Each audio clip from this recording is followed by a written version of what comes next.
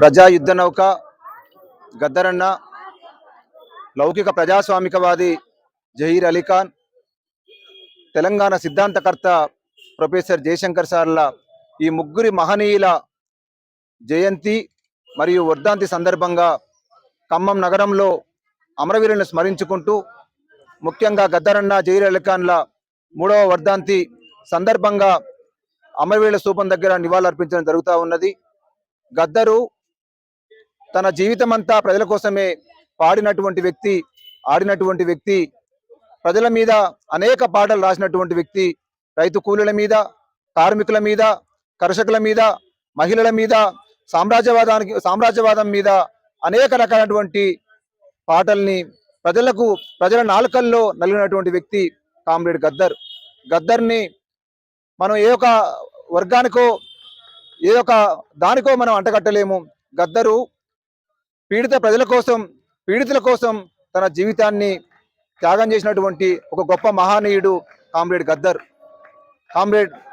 గద్దర్ తెలంగాణ కోసం పాటపాడి సీమాంధ్ర ప్రభుత్వంలో గద్దరన్న పైన కాల్పు జరిగినటువంటి పరిస్థితి మనం చూసినాం.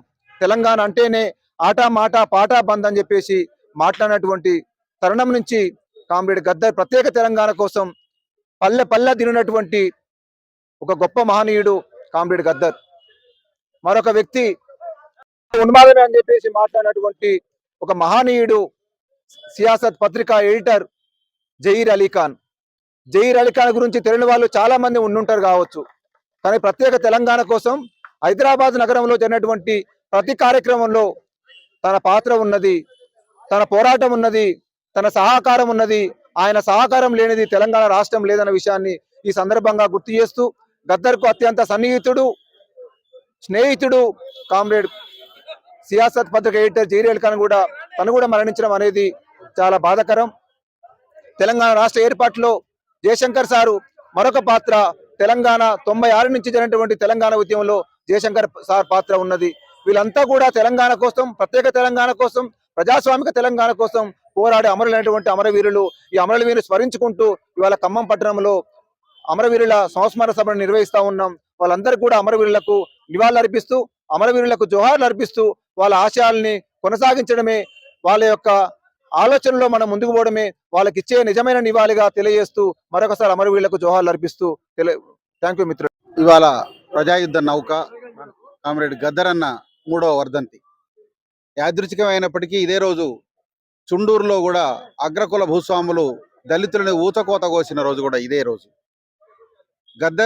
కామ్రేడ్ గద్దరన్న భారతదేశంలో ప్రజల పాటని ప్రజల విముక్తి మార్గంగా ఎంచుకొని ఒక విప్లవకర సాంస్కృతిక ఉద్యమాన్ని నిర్మించిన గొప్ప సాంస్కృతిక యోధుడు కామ్రేడ్ గద్దరన్న జీవించిన కాలంలో నడాడిన ఈ నేల మీద మనం కూడా జీవించున్నందుకు మనందరం కూడా గర్వించదగ్గాల్సిన విషయం.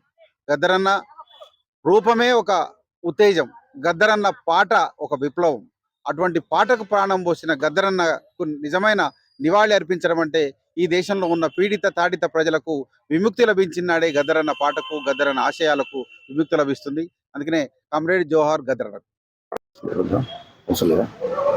భారత రాజ్యాంగం అమలు కావాలి అని మొట్టమొదట కోరుకునే వ్యక్తుల్లో గద్దరన్న. అలాగే తెలంగాణ రాష్ట్రం కోసం ప్రత్యేక తెలంగాణ కావాలని చెప్పేసి దానికి ఊహకర్త, రచయిత ఆయనే. కర్త కర్మ క్రియ అయినటువంటి జయశంకర్ సార్. అలాగనే కులమతాలకు అతీతంగా ఈ కార్యక్రమంలో తెలంగాణ ఉద్యమాన్ని చూపించాలి అనే ఉద్దేశంతో సియాసత్ ఎడిటర్ గారైనటువంటి జహీర్ అలీఖాన్, ఈ ముగ్గురు పాత్ర తెలంగాణలో చాలా ప్రముఖమైనది, ప్రత్యేకమైనది. వీరు ఇచ్చినటువంటి స్ఫూర్తితోనే ఈ రోజున తెలంగాణ రావడానికి మొదటి పాట, మొదటి గీతము, మొదటి రచన ఏర్పడింది. కాబట్టి వాళ్ళ ముగ్గురి స్మృతితో ఈరోజు జరుగుతున్నటువంటి ఈ సంస్మరణ సభ విజయవంతం కావాలని చెప్పి వచ్చిన అభ్యుదయవాదులందరికీ, తెలంగాణ వాదులందరికీ ధన్యవాదాలు తెలియజేస్తున్నాను.